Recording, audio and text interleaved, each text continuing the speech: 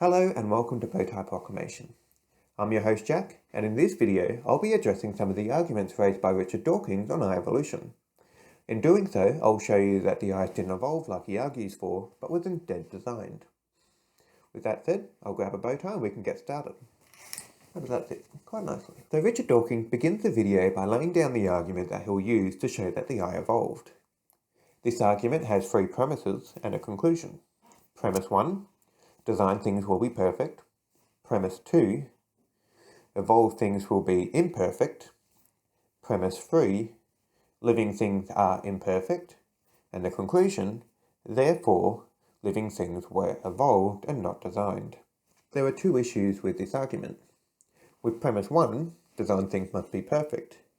It doesn't take into account that design things can be made perfect but then become imperfect through misuse or disease or dysfunction or the consequences of sin, i.e. the fall in Genesis chapter 3. God had created things perfect in Genesis chapter 1. In Genesis chapter 3, we have the fall of humanity and the consequences of sin entering the world and things falling into disease and disorder. And for premise 3, that things aren't perfect, this is usually referring to things called analogous structures which don't have a function, but because of evolutionary assumption that it didn't have a function, people weren't looking for it. However, this list, which was initially proposed, as time goes on, we find more and more things with functions that we previously thought didn't have functions. And that list of functionless organs or features continues to reduce. So now that Dawkins has laid down the argument for his video, he now turns his attention to the eye by raising the question, how something so apparently perfect as the eye just sprang into existence. Well, it didn't. I found this amusing the first time I heard it because of trilobite eyes. These are the first eyes that appear within the fossil record and therefore the evolutionary model, and yet their eyes are fully formed and well suited to their environment. They've got advanced optics, image processing systems, fully compound eyes, and a variety of different types of optics used for different varieties of eyes. Yet in the fossil record, the ancestors before the trilobites had nothing resembling an eye. There's no transition between them. How can Richard Dawkins say that they didn't simply spring into existence when all of a sudden it just pops up in the fossil record, perfectly and fully formed? To support his claim, Richard Dawkins states that the basic chemistry that makes up a light-sensitive cell is shared right across the animal kingdom, and natural selection has seized on this time and time again. And while it's uncertain what he's referring to here, because this is meant for the general public and details can be left out, the likely thing he's talking about is the protein that's receptive to light, and there's variations of this protein, but evolutionists have gone on to say that the origins of this protein are vague. That is, that evolutionists don't have a clear pathway of how this protein evolved. He goes on to say that the eye has evolved independently at least 40 different times around the animal kingdom, and it has evolved gradually, improvement on improvement. Still doesn't explain the trilobite eyes, but anyway, we'll follow it for now.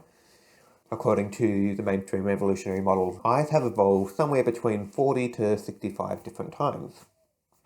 The reason for saying that there's multiple different times that the eye has evolved is because there's numerous different ways that the eye is made. There's numerous different types of optics. I think it's something like 11 different types that are used in different types of eyes. There's also different ways that the eye is structured. So that's not just the lens, but it's also the back of the eye with the retina. So that's the part that responds to the light and sends the electrical signal off to the brain. There's numerous different ways in which that's arranged. And there's also different cell types in embryonic development, so that as things develop from a single cell to the fully developed baby, the eye undergoes different processes in different organisms. For some, it develops from one type of cell, and in other animals, the eye develops from another type of cell.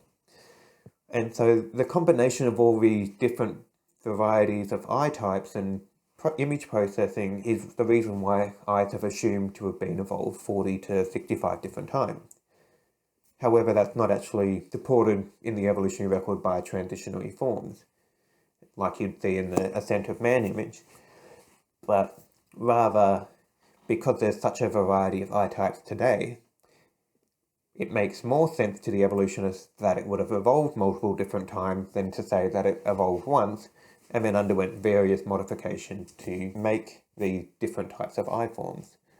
There was a bit of a battle within the evolutionary community of whether it evolved once or 40 to 65 different times. The reason for that tension is because the eye takes up a large portion of the genome. Because it takes up such a large portion of the genome, it requires a lot of time, proteins, and processes to make an eye, that it makes more sense that it evolved once and then modifications happen to it. Then on the other hand, you've got the reasoning for the multiple different evolved eyes because of the multiple different types of optics that are used in the eyes, multiple different ways that the light can be detected and then sent off to the brain, and then there's different ways that we process the images that our eyes hit. Not among humans, but among different animals. Evolutionists don't actually know how the eye evolved. A great quote to explain this is, "We do not know whether eyes arose once or many times, and in fact many features of eye evolution are still puzzling." In addition to this, those of the view that the eye has evolved 40 to 65 different times have gone on to say, unlike other organs such as the heart, there is no long evolutionary history with the eye. In essence, the eye of a newt is as complex and as fully developed as that of a man. What they're saying is you can't trace eye evolution over time. Not exactly what he was saying in that the eye didn't simply spring into existence. Does that mean he's lying about that? Richard Dawkins has gone on to say elsewhere that he is particularly fond of a publication in which a computer simulation was done to show eye evolution. The starting point was a clear surface, photosensitive or light detecting cells, surrounded by pigments, and then underneath those is the neurons that would send off the electrical signals to the brain. Never mind how that got there. The model would then make slight variations on this.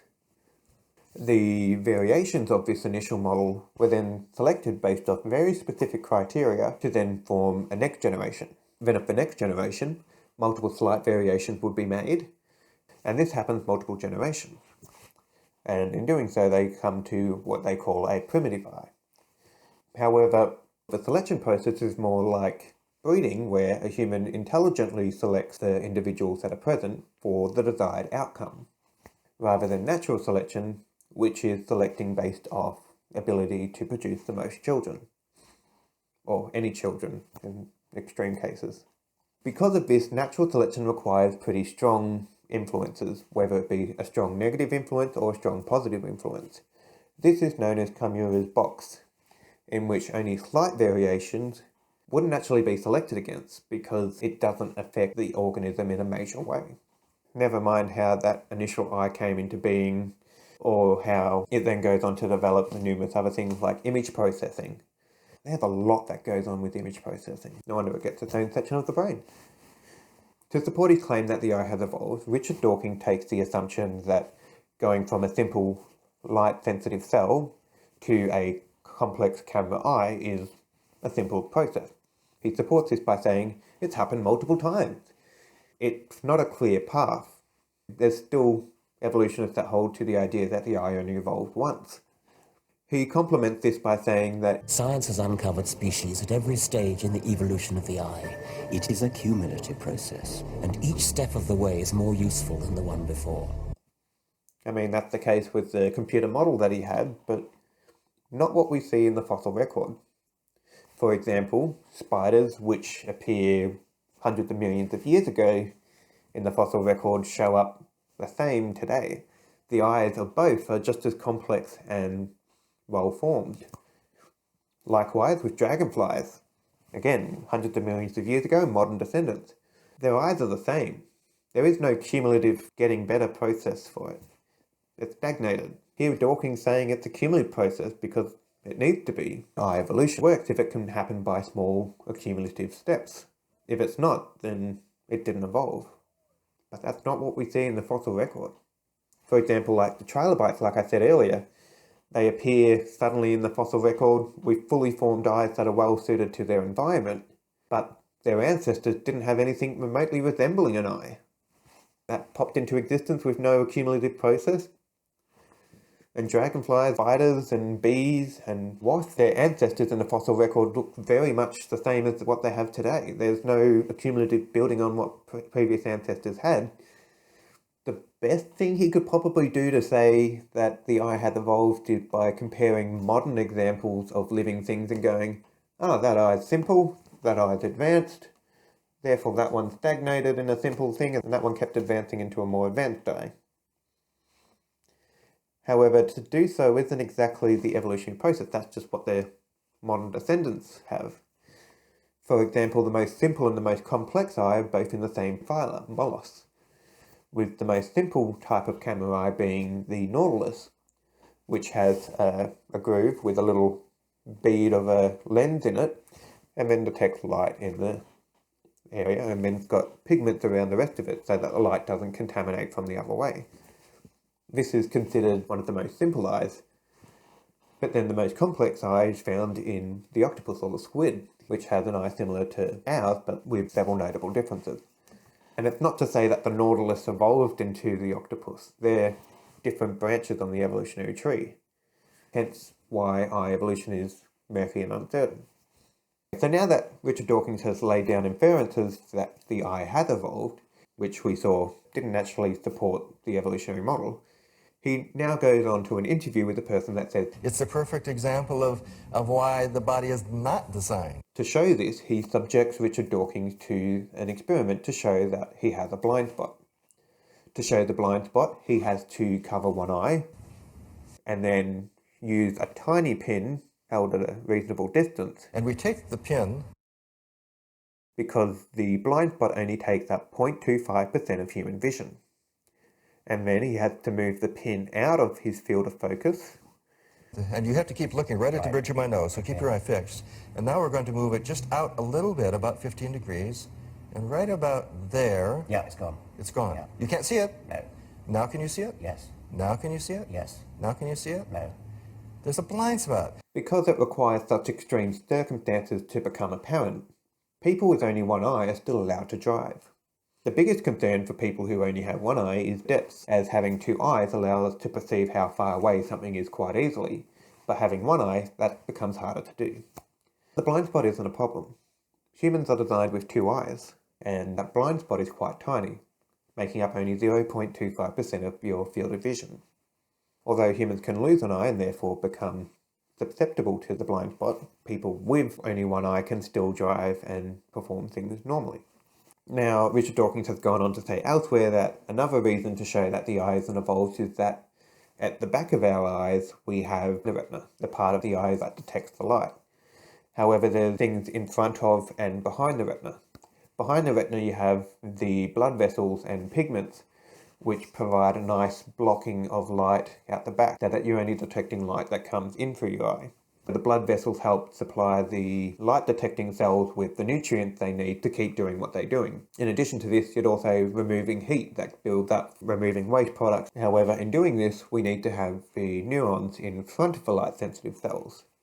Because the neurons need to be in front of the light-sensitive cells, the neurons need to exit the eye somehow, and they exit through what's known as the blind spot. We also have another layer of cells which help refocus the light around the neurons towards the light-sensitive cells. In fact, the presence of these cells actually improves the vision than if there wasn't neurons or those cells present. The eye is not a botched job. Richard Dawkins hasn't really shown that it's not perfect. As we saw, Richard Dawkins laid up the argument, saying that designed things will be perfect, evolved things will be imperfect, and things in nature are found to be imperfect. Therefore, things have evolved. However, the evolution of the eye is uncertain as to how the eye evolved. Trilobite eyes suddenly popped into existence in the fossil record with none of her ancestors having anything resembling an eye. And once the eye is evolved, it remains consistent. Dragonfly eyes are the same as they were hundreds of millions of years ago as they are today. Not what you'd expect from the evolutionary model. Richard Dawkins still holds on to the idea that evolution is true through the use of computer simulations, in which successive generations of modified eyes were selected against based on specific criteria. The selection process used in this computer simulation is too narrow for natural selection to select against. The selection process is more like breeding, where a human intelligently selects the individuals that are present for the desired outcome. And in turn, this doesn't support the evolutionary model, but instead intelligent design. If you like this video, please give it a thumbs up, or if you've got any questions, please leave them in the comments below and I'll get back to you. Until next time, God bless.